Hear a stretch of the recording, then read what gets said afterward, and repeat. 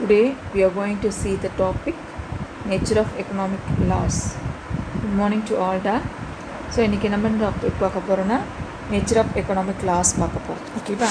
So nature of economic லாஸோட nature எப்படி இருக்கும், எப்படி டிஃபர் ஆகும் அப்படின்றத இங்கே பார்க்க போகிறோம். ஸோ ஒவ்வொரு கான்செப்டாக எக்ஸ்பிளைன் பண்ணுறாங்க. ஸோ ஃபர்ஸ்ட் கான்செப்ட் என்னென்னா, a law expresses a causal relation between two or more phenomena. So இங்கே இருக்க ரெண்டு ஃபினாமினாவுக்கு உள்ள கேஷுவல் ரிலேஷனை பற்றி சொல்கிறது தான் இந்த லான்னு சொல்கிறாங்க. Casual relation between two phenomena. So அதுதான் லா. ஒரு டிமாண்டுக்கும் சப்ளைக்கும் என்ன ரிலேஷன்,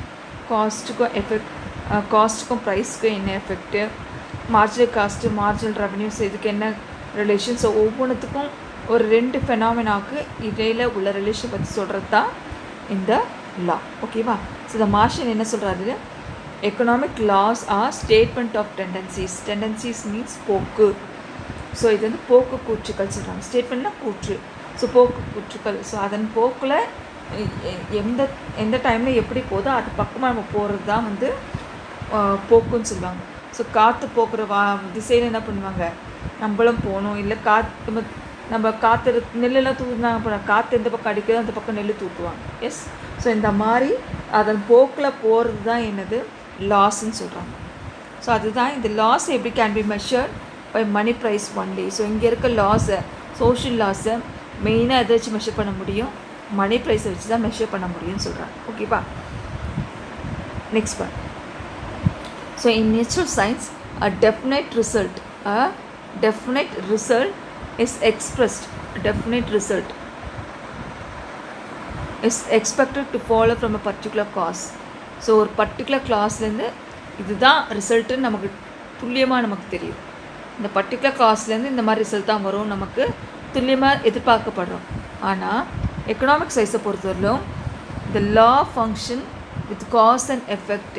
ஸோ இங்கே காஸுக்கும் எஃபெக்ட்டுக்கும் உள்ள ரிலேஷனை பற்றி மட்டும்தான் சொல்லுது. இங்கே வந்து பர்டிகுலர் காஸ்ட்லேருந்து ரிசல்ட்டை சொல்கிறது வந்து நேச்சுரல் சயின்ஸ். ஆனால் எக்கனாமிக் சயின்ஸை பொறுத்தவரையிலும் காஸ்க்கும் எஃபெக்ட்டுக்கும் உள்ள ரிலேஷனை பற்றி தான் இங்கே சொல்லப்படுது. காஸ் அண்ட் எஃபெக்ட் ரிலேஷன்ஷிப்னால் நான் ஆல்ரெடி சொல்லியிருப்பேன், நம்ம பார்த்துருப்போம். காஸ் அண்ட் எஃபெக்ட்னா என்ன, தண்ணி கொதிக்குது, நம்ம கையை வச்சா என்ன ஆகும், சுடும்.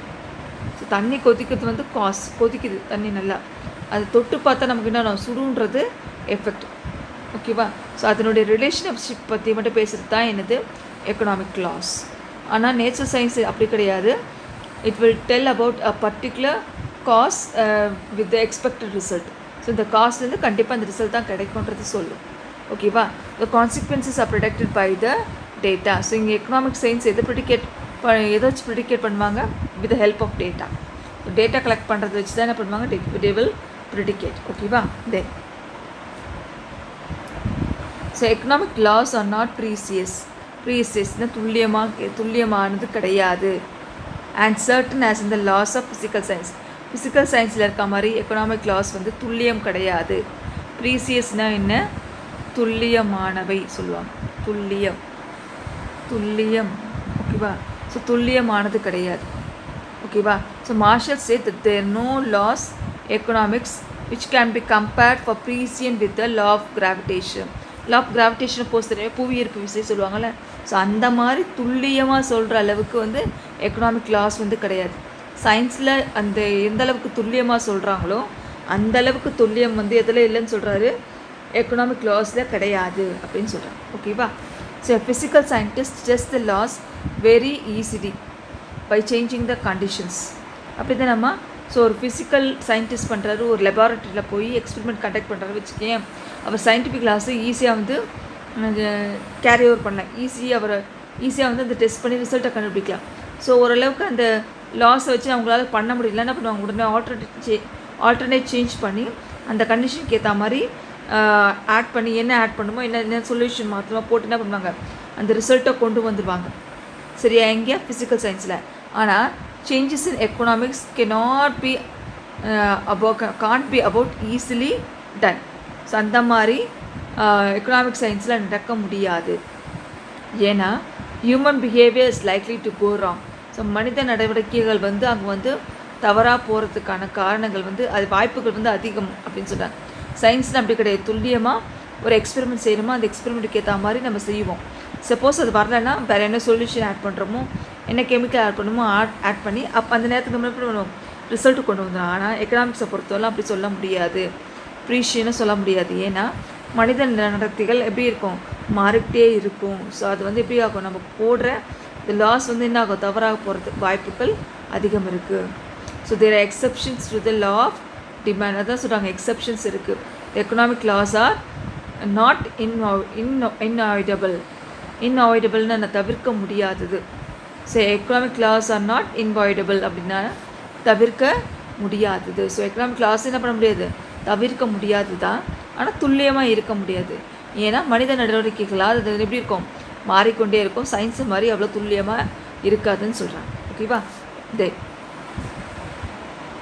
ஸோ அவர் எதை வச்சு கம்பேர் பண்ணுறாரா, மார்ஷல் சொல்கிறாரு, compares to them to the law of tides. டைட்ஸ்னால் என்ன, காற்றழுத்த அலைன்னா என்ன, என்ன சொல்லுவாங்க, மிக காற்றழுத்த குறைந்த அளவு காற்றழுத்த வளிமண்டலம் அப்படின்னு சொல்லுவாங்கள்ல.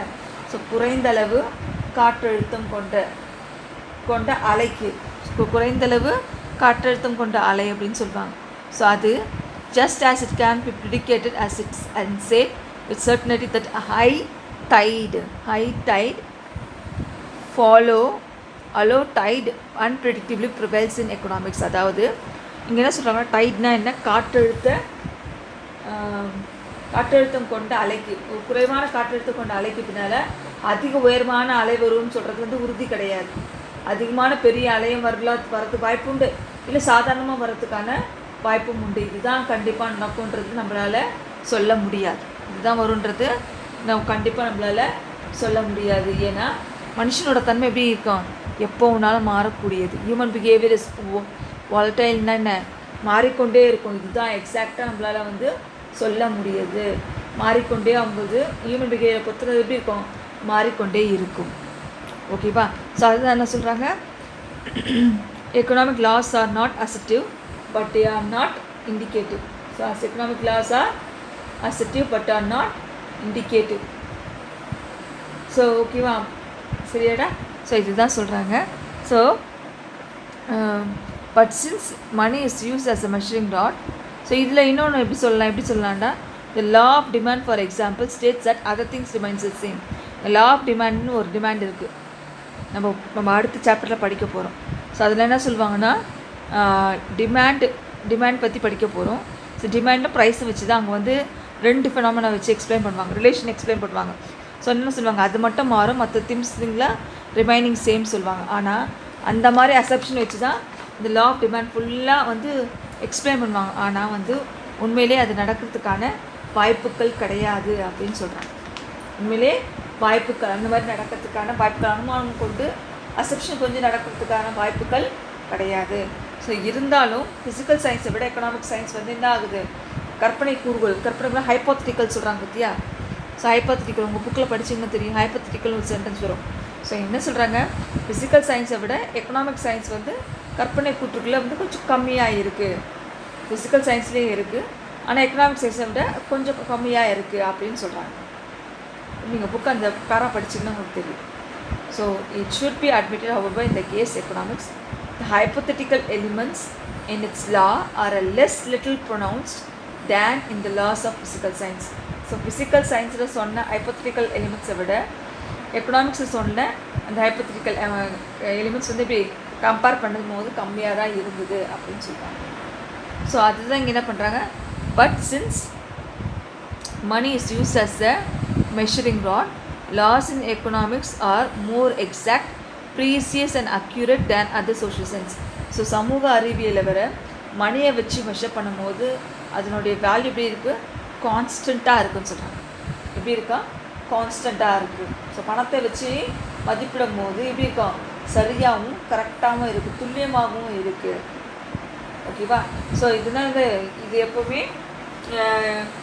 எப்போதுமே அசப்ஷனை சூழ்ந்து தான் இருக்கும். எது சூழ்ந்து தான் இருக்கும், அசப்ஷன் சூழ்ந்து தான் வந்து இந்த எக்கனாமிக் கிளாஸ் இருக்கும். நீ பாருங்கள், எதில் பார்த்தாலும் எக்கனாமிக்ஸ் இதுக்கப்புறம் நீ டாபிக்ஸ் படித்தீங்கன்னா எல்லாத்துலேயும் அசப்ஷன் நிறைய கொடுத்துருப்பான்.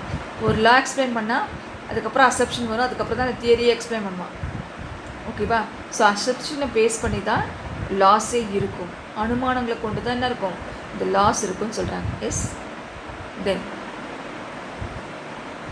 as the value of measuring rod money is not constant, there is always an hypothetical element surrounding the law of economics. சொல்லுவாங்க measuring rod of money is not constant.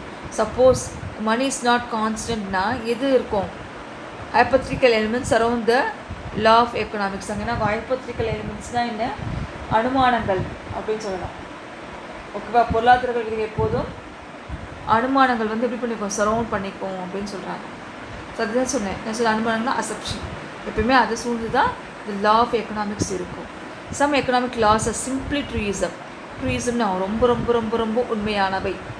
சில economic லாஸ்னால் கண்டிப்பாக இது ட்ரூயிசம்னா என்ன, உண்மையானவைன்னு அப்படின்னு அவங்க சொல்கிறாங்க. For example, saving is a function of income. சேவிங்ஸோட function இது இன்கம் இருந்தால் ஒரு பங்கு வந்து சேவிங்ஸ்னு கண்டிப்பாக இருக்கும். நீங்கள் இதுக்கப்புறம் நிறைய படிக்கும்போது இந்த டேர்மில் நிறைய படிப்பீங்க.